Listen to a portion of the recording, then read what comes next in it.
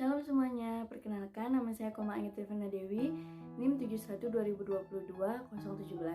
Jadi dalam video ini saya akan bercerita tentang pekabaran Injil dan gereja di Irian Jaya yang saya ambil dari buku Lagi Cerita 2. Selamat menyaksikan. Sejak abad 15 atau 16, Irian bagian barat termasuk wilayah kekuasaan Tidore. Hanya saja Tidore tidak mendirikan pemerintahan yang teratur di daerah itu. Kemudian antara tahun 1898 sampai 1942, Manokwari telah menjadi ibu kota Irian yang berada di ujung timur laut daerah Kepala Burung. Dalam abad ke-19, orang Irian masih menganut agama asli kecuali di daerah Raja Ampat dan sekitarnya yang telah masuk Islam akibat pengaruh dari Maluku. Sebelumnya, pada saat itu mereka masih percaya dengan benda-benda lain. Salah satunya adalah patung anggota keluarga yang sudah meninggal disebut Korwar. Di kampung-kampung orang Biak dan Numfor terdapat gedung-gedung besar yang bertiang patung-patung nenek moyang yaitu Rumsram. Gedung ini menjadi tempat tinggal dan pusat pendidikan para pemuda, sekaligus pusat sakral. Yang menjadi daya tarik perhatian dalam kehidupan beragama orang Irian ialah gerakan-gerakan Koreri. Gerakan ini bertolak dari mitos tentang Menseren Mangundi. Dia ini merupakan tokoh zaman purbakala yang memiliki rahasia kehidupan sejahtera yang bebas dari penyakit dan maut.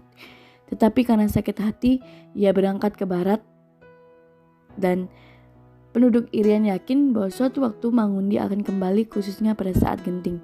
Mereka terjun ke dalam kegiatan menghimpun makanan lalu menari-nari dengan maksud mengusahakan kedatangannya di bawah pimpinan seorang Konoor. Datangnya pekabaran Injil di Irian pertama kali disampaikan oleh C.W. Otto dan J.G. Geisler. Mereka dididik oleh Gosner lalu diutus oleh Heldring untuk melakukan PI.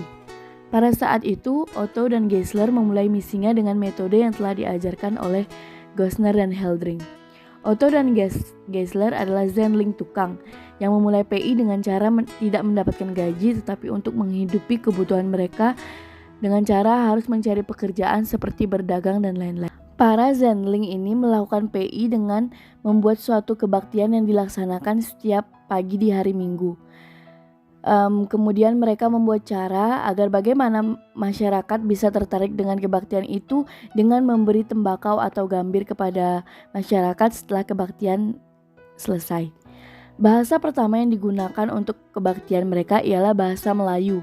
Tetapi pada tahun 1859 kebaktian mulai diadakan dengan bahasa Numfor sehingga pada 1861 mereka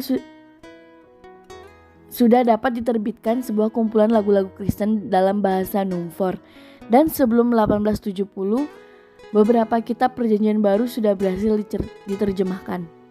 Dalam upaya itu, mereka tidak membedakan unsur-unsur keagamaan dan kemasyarakatan, karena orang Numfor dan suku-suku di sekitarnya hidup dalam keadaan perang gerilya yang terus-menerus.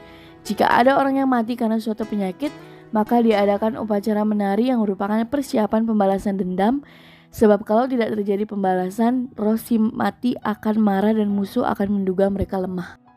Para Zenling melakukan pendekatan generasi muda dengan dua cara. Mereka mendirikan sekolah-sekolah supaya di sana anak-anak di sana selain belajar 3M, mereka juga mendengarkan cerita-cerita Alkitab dan belajar menyanyi lagu-lagu Kristen.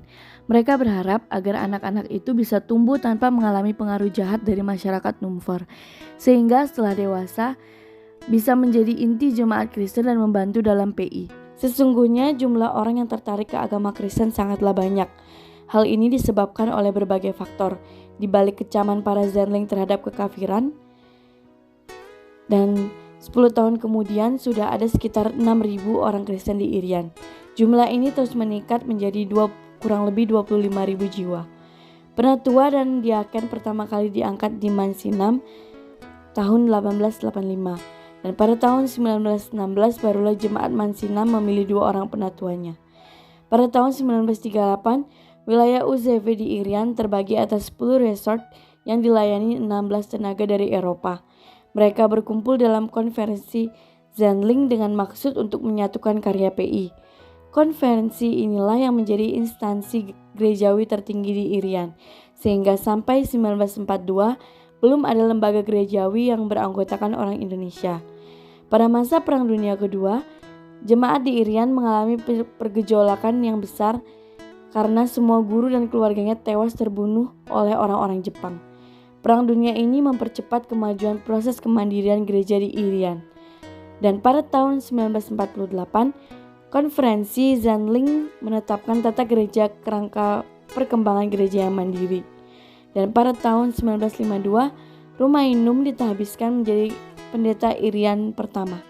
Dan pada tahun 1956 diadakan sinode pertama Gereja Kristen Irian Jaya atau GKI Irja yang menetapkan pendeta Rumainum sebagai ketua sinode yang pertama.